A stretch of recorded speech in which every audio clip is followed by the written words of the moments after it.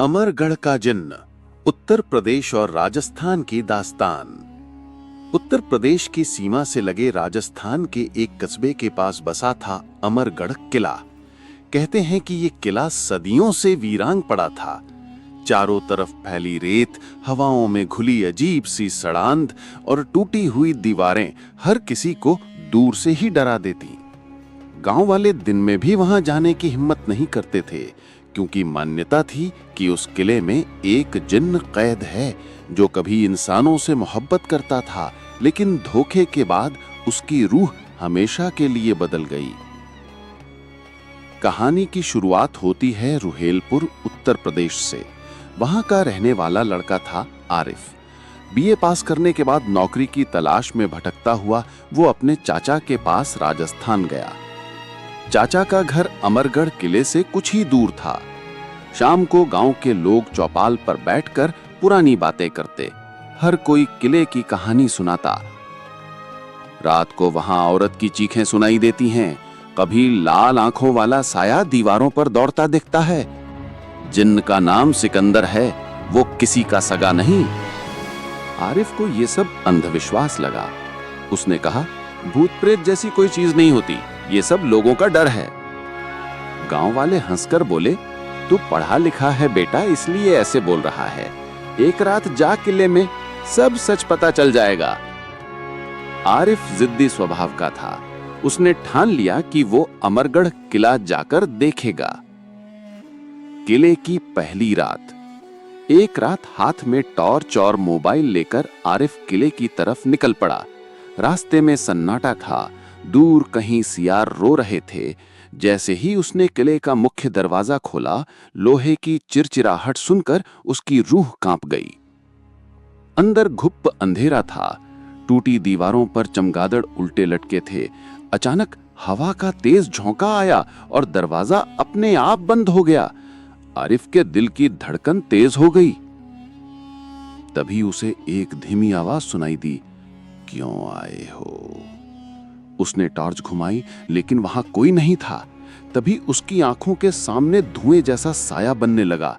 धीरे धीरे उस धुएं से एक लंबा चौड़ा काला आदमी निकला। लाल जलती आंखें, लंबे बाल और हाथों में लोहे की जंजीरें। वो था जिन्न सिकंदर। इंसान, तुम्हें मौत प्यारी है क्या? जिन्न गरजा। आरिफ कांपते हुए बोला, मैं बस सच जानना चाहता था। सिकंदर जोर से हंसा। सच जानना चाहते हो तो सुनो, मैं कभी इंसान था, इस किले का राजकुमार। मुझे एक आम लड़की से मोहब्बत हुई थी, लेकिन मेरे ही खून ने मुझे धोखा दिया। मुझे जिंदा दीवारों में चुनवा दिया गया। सदियों से मेरी रूह कैद है। अब हर इंसान से नफरत करता हूं। आरिफ हैरान था। उसने धीरे से कहा, लेकिन हर इंसान गुनहगार नहीं होता सिकंदर। मोहब्बत अब भी सच्ची होती है। जिन्न गरज पड़ा, चुप! इंसान सिर्फ धोखा देता है। अब तू भी यहीं मरेगा। मौत का खेल। सिकंदर ने अपनी जंजीरें फेंकी। वो जमीन से टकराकर आग जैसी चमक उठी। आरिफ डर से भागा, लेकिन दरवाजे अपने आप बंद हो गए। पूरा किला हिल रहा था। अचानक एक टूटी दीवार के पीछे से उसे एक पुरानी किताब मिली। उसमें लिखा था, सिकंदर की रूह को सिर्फ इंसानी हमदर्दी से शांत किया जा सकता है। आरिफ ने हिम्मत जुटाई और जोर से बोला, सिकंदर, मैं तुझसे डरने नहीं आया। अगर तूने धोखा सहा है तो मैं तेरा दोस्त बनूंगा। तुझे अकेला नहीं छोड़ूंगा। जिन्न एक पल को ठिठका। उसकी आंखों की लाल चमक हल्की पड़ने लगी, लेकिन अगले ही पल वो जोर से चीखा, झूठ! इंसान सिर्फ झूठ बोलता है।